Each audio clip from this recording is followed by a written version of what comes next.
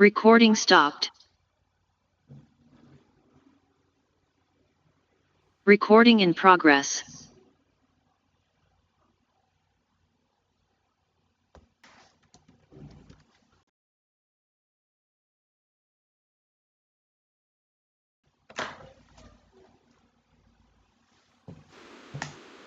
Bueno, jóvenes, buenas tardes.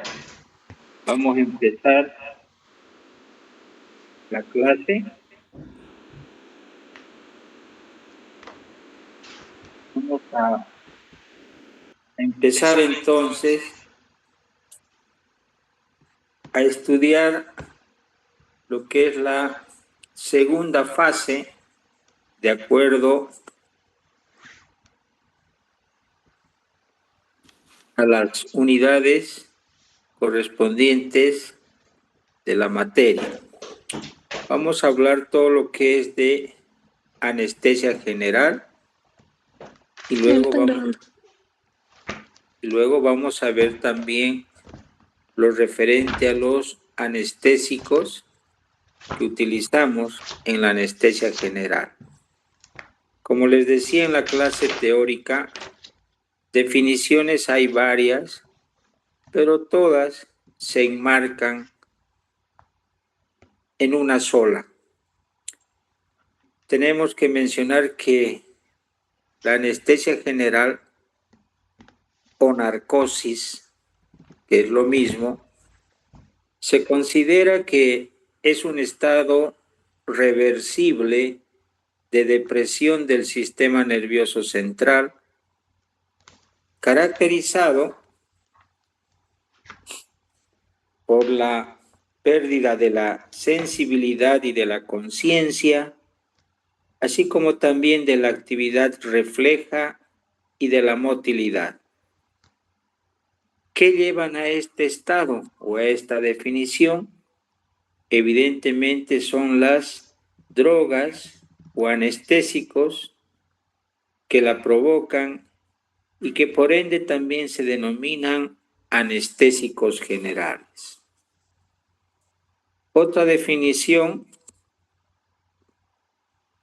también podemos mencionar que se puede definir la anestesia general como una intoxicación farmacológica del sistema nervioso central reversible e irregularmente descendente debido al uso de fármacos que alteran temporalmente las funciones biológicas, actuando inicialmente sobre la corteza cerebral, los núcleos de la base, el cerebelo, el bulbo y la médula espinal.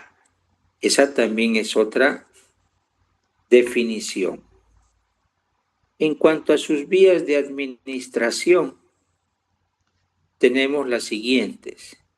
Tenemos la vía inhalatoria, la vía endovenosa o intravenosa, la vía intramuscular, la vía rectal y entre otras también los libros mencionan la vía oral, subcutánea, intraósea e intravesical.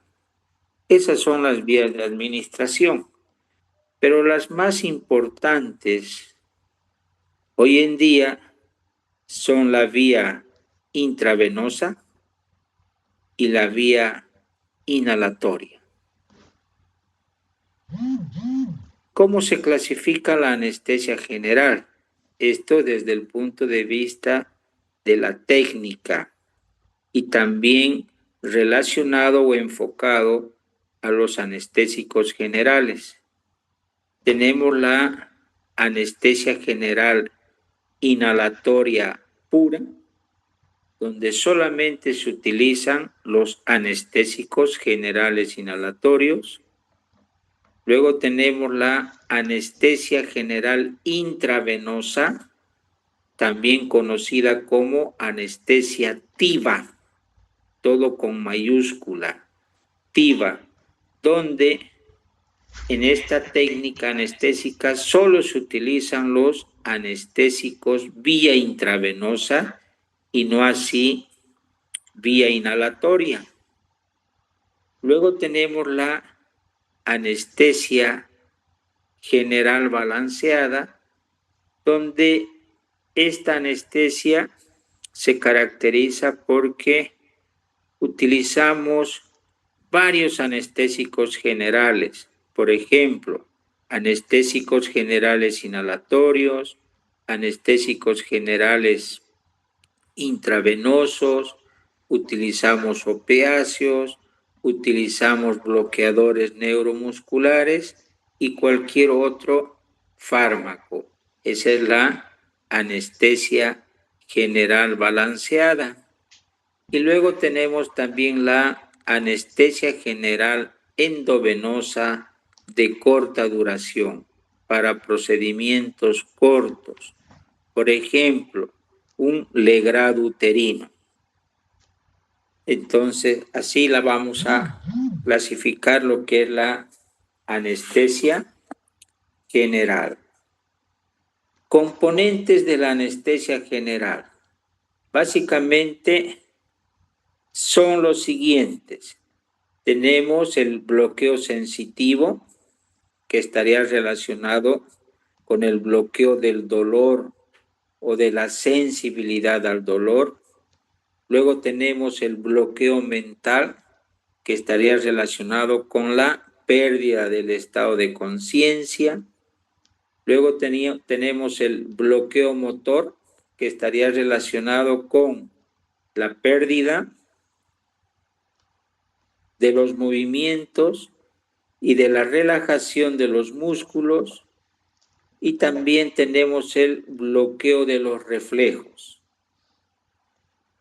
Entonces, serían 4 los componentes de la anestesia general: bloqueo sensitivo, bloqueo mental, bloqueo motor y bloqueo de los reflejos. Aquí en el bloqueo de los reflejos también tenemos que mencionar a los reflejos indeseables. Por ejemplo,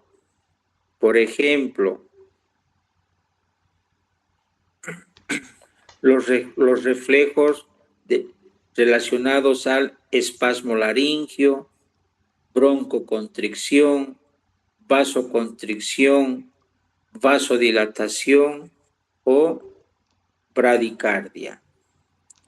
Esos son los 4 componentes de la anestesia general. Ahora bien, vamos a diferenciar qué será la anestesia quirúrgica y qué será la anestesia de base o narcosis basal. La anestesia quirúrgica corresponde a un grado de depresión del sistema nervioso suficiente como para permitir las intervenciones quirúrgicas. Esto, por ejemplo, se da cuando estarían presentes los 4 componentes de la anestesia general. Eso se llama anestesia quirúrgica.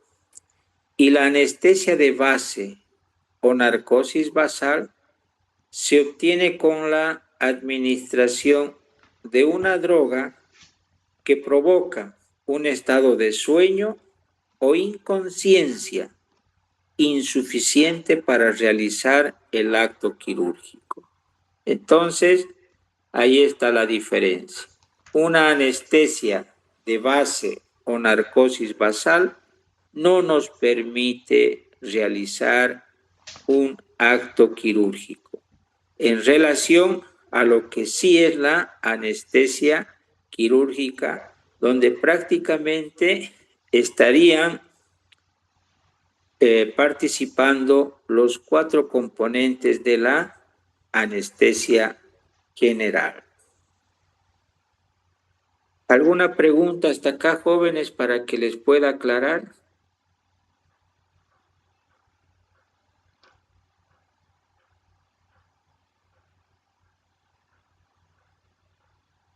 Bueno, sigamos. Doctor, Sí, ¿Para qué se usa la anestesia de base? ¿En qué tipo de no se procedimiento? la llegaría a utilizar, ¿no? Porque como les decía, solamente toma en cuenta un solo componente de la anestesia general. O sea, es una anestesia insuficiente para poder realizar cualquier acto quirúrgico, ya sea mínimamente invasiva, por ejemplo. No nos sirve, no nos sirve. ¿Ya? Eso es, ustedes van a ver tal vez en su internado rotatorio ciertos procedimientos que tal vez algún colega anestesiólogo, por no realizar una técnica anestésica correcta, quiera con un solo fármaco anestésico abolir los 4 componentes de la anestesia general y ustedes se van a dar cuenta que el paciente empieza a quejarse de dolor, ya se mueve, se pone inquieto, llora, de tal manera que eso hace que el cirujano o el ginecólogo o cualquier otro que quiera practicar un acto quirúrgico no lo pueda hacer, porque el paciente le duele. Y ustedes saben muy bien de que el dolor es lo primero que nosotros debemos abolir para que se pueda llevar a cabo un acto quirúrgico. No sé si tienen alguna otra pregunta.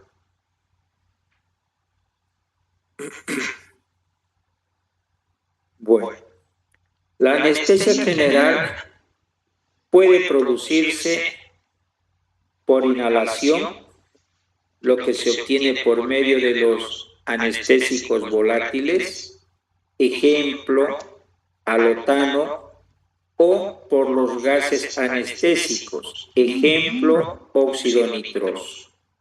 Y también por vía intravenoso, lo que se produce con anestésicos generales, sólidos, solubles, ejemplo, tiopental sódico, propofol y otros, que los vamos a ir viendo de a poco. En cuanto a los anestésicos generales inhalatorios, los más utilizados hoy en día es el sevoflurano, el isoflurano y el alotano muy poco. Aparte de esos 3, hay otros 2 más, que es el desflurano y el enflurano. Eso como conocimiento de los anestésicos generales inhalatorios. Sevoflurano, isoflurano, alotano, desflurano y enflurano. Y como gas anestésico, como les había mencionado en la clase, el óxido nitroso, que si bien se le utilizó en un tiempo dado, hoy por hoy no se le utiliza o al menos no tenemos ya en ningún hospital.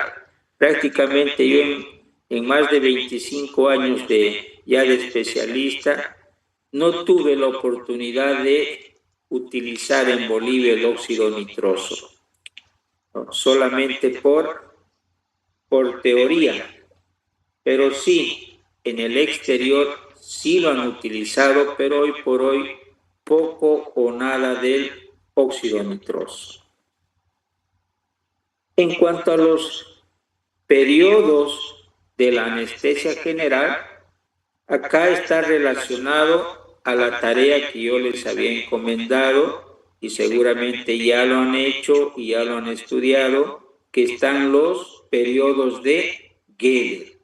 Entonces, no se vayan a confundir. Unos son los componentes de la anestesia general y otros son los periodos de Geller, ¿no? Y solamente para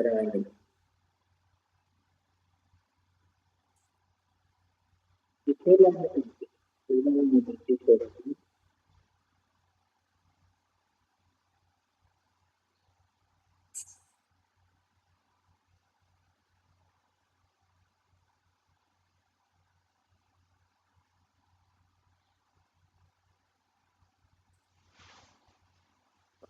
Van a disculpar, joven.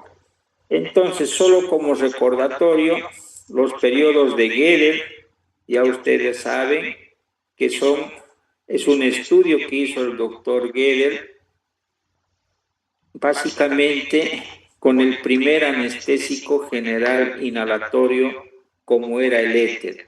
Y dentro de los periodos que él había estudiado, tenemos el periodo de analgesia, el periodo de excitación o delirio, el periodo de anestesia quirúrgica y el periodo de parálisis vulvar. Ustedes lo tienen ya seguramente en su trabajo resumido en qué consiste cada uno de estos periodos de Gödel. Periodos de Gödel.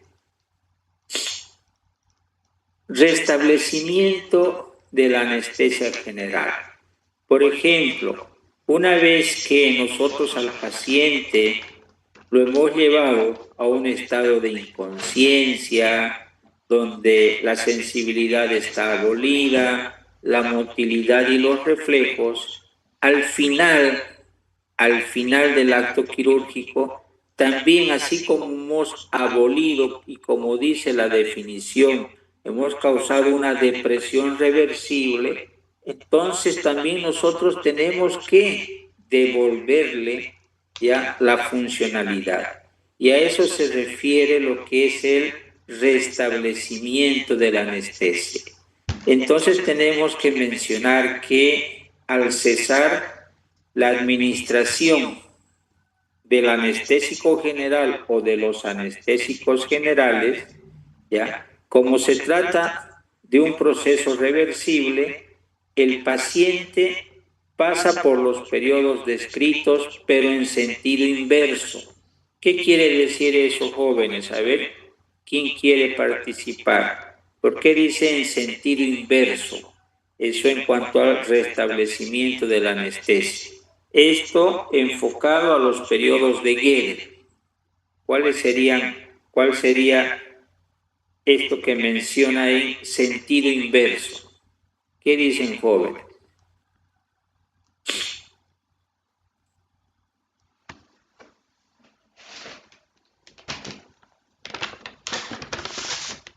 ¿Alguien se anima o no?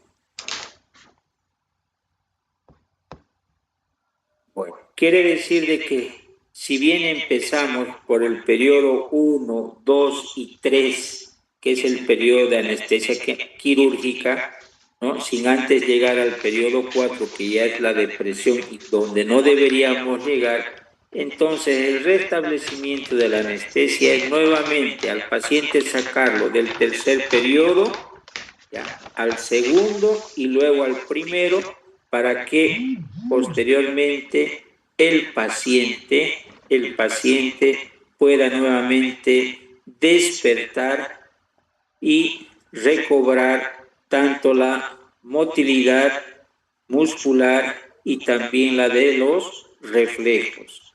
Eso quiere decir el restablecimiento de la anestesia. ¿Y cuál es el modo de acción de los anestésicos generales?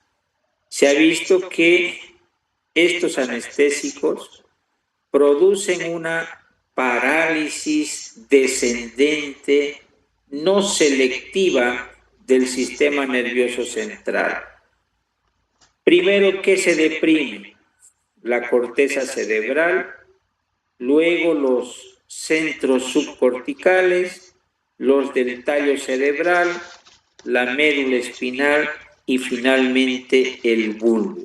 Ese es el modo de accionar de los anestésicos generales, tomando en cuenta, ¿ya?, y comprometiendo estas estructuras anatómicas del sistema nervioso central. Tenemos también que mencionar que la anestesia general está asociada con una depresión del sistema activador ascendente reticular, y no hay duda de que la pérdida de la conciencia y el sueño que producen las drogas correspondientes a partir del periodo 2 de Gödel se deban a dicha depresión. Entonces ya en el periodo 2 de Gödel también estaría comprometido el sistema activador ascendente reticular. Eso en cuanto al modo de acción de los anestésicos generales. Ahora bien, los anestésicos generales inhalatorios y así también los anestésicos generales intravenosos, ya se los mide su eficacia de acuerdo a su potencia y eficacia. Y esto corresponde a lo que es la concentración alveolar mínima. O sea que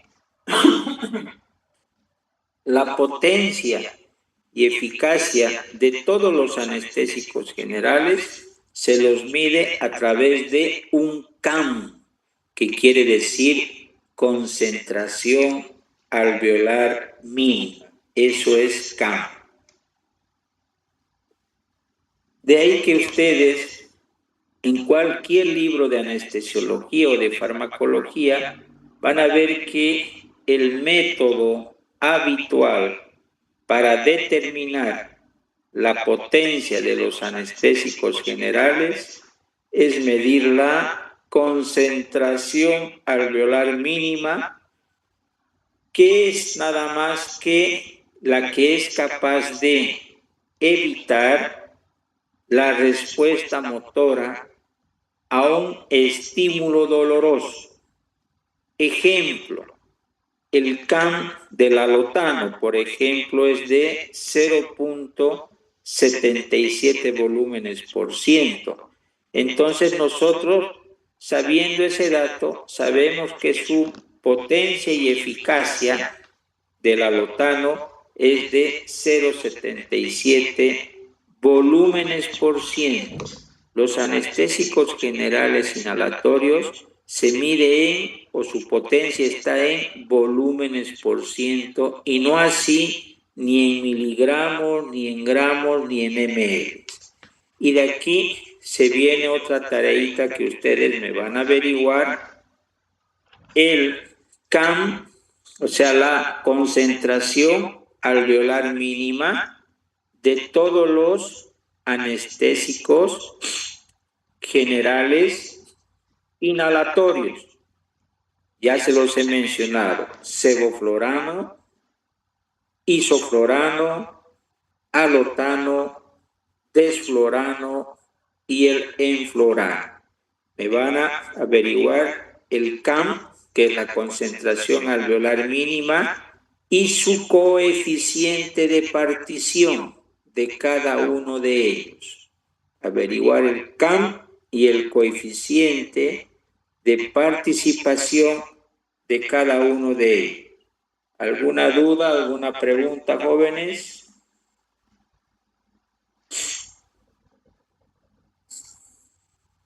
Bueno, ¿cómo podemos considerar de que un anestésico general se lo considere un anestésico ideal? ¿Qué cualidades debe reunir? Entonces tenemos que mencionar que las condiciones que debe reunir este anestésico son las siguientes. Debe producir una inducción rápida y placentera, sin periodo de excitación en lo posible, y un restablecimiento rápido y libre de molestias. Otro factor: no ha de ser irritante para las mucosas ni tener olor desagradable. O sea que tiene que ser gustoso a nuestro olfato para que nosotros, a un inicio, cuando estamos despiertos, podamos nosotros inhalar el anestésico general. Otra cualidad es de que debe poseer una eficacia conveniente, de manera que se puedan alcanzar todos los planos anestésicos utilizando un alto porcentaje de oxígeno. Eso estaría en relación a su potencia y eficacia. Luego, debe ser completamente estable en las condiciones de uso clínico, no ser inflamable ni explosivo. Esa es otra cualidad. No debe supersensibilizar al miocardio, a la adrenalina, ni debe producir hipotensión arterial manifiesta.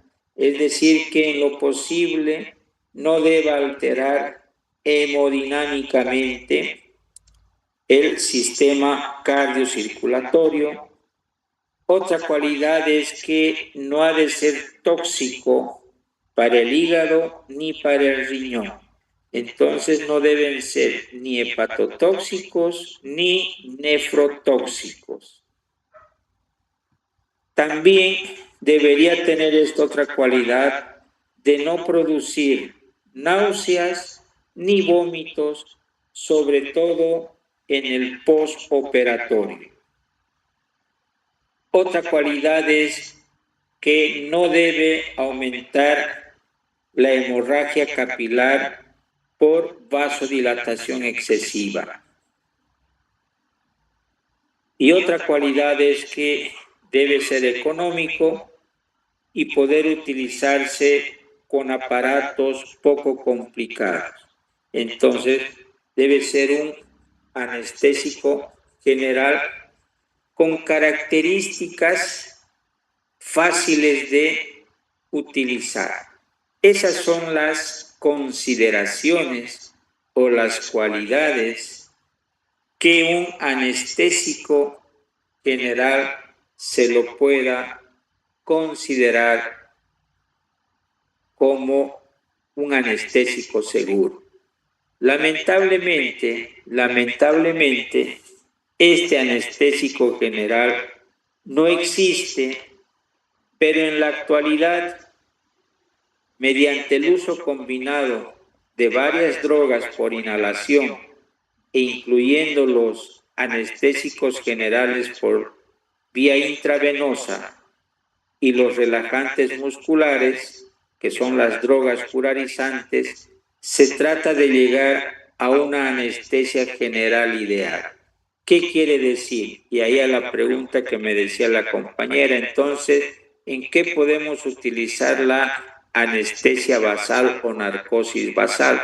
Lamentablemente, no podemos utilizar en ningún acto quirúrgico porque se ha visto que no hay ni un anestésico general solo que pueda producir depresión reversible para bloquear los 4 componentes de la anestesia general o bloquear los 3 periodos de Geiger. No existe. Por una parte, por ejemplo, se había visto que estaban las benzodiazepinas y por otra parte lo que era la ketamina, pero lamentablemente no tienen estas 10 o 11 cualidades que les he leído un anestésico general para que se los pueda considerar como tal. ¿Alguna pregunta, alguna duda hasta acá, jóvenes?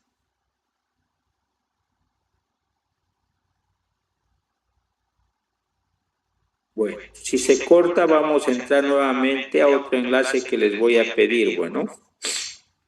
Y lo último en cuanto al tema de hoy día es sobre la clasificación de los anestésicos generales. Y eso se lo voy a dejar a ustedes como segunda tarea del día de hoy. Me van a averiguar clasificación de los anestésicos generales por inhalación, tomando en cuenta o desde el punto de vista de su origen y de su estructura química. No sé si me dejo entender. Me van a averiguar la clasificación de los anestésicos generales por inhalación, tomando en cuenta su origen y tomando en cuenta su estructura química. ¿Estamos de acuerdo, jóvenes? Sí, doctor. Perfecto. Bueno, esto vamos a quedar acá y quiero darles ciertas recomendaciones para todos los compañeros que el día de mañana tenemos la actividad de extensión que estaría relacionado con la donación del donante voluntario. De antemano les quedo muy agradecido a cada uno de ustedes que participen en esta actividad. Ya les he mencionado, nos compromete de alguna manera y de otra, porque nosotros somos los más indicados como médicos y futuros médicos en donar algo de nosotros para salvar una vida. Y ustedes ya lo están haciendo como futuros médicos. Y eso a mí me alegra mucho de ver ese optimismo que tienen cada uno de ustedes, porque esa gotita de sangre que ustedes vayan a dejar, pues va a alegrar el corazón de muchas personas que hoy por hoy están en las clínicas, hospitales o en cualquier otro lugar esperando esa gotita para mejorarle su estado de salud. Y eso ustedes lo van a conseguir. Eso ustedes lo están consiguiendo, donde se van a sentir tan conformes y tan contentos de que ustedes en ese momento están dando algo de ustedes para salvar una vida, y por ende les quedo muy agradecido. Por otra parte, jóvenes, me gustaría verlos a ustedes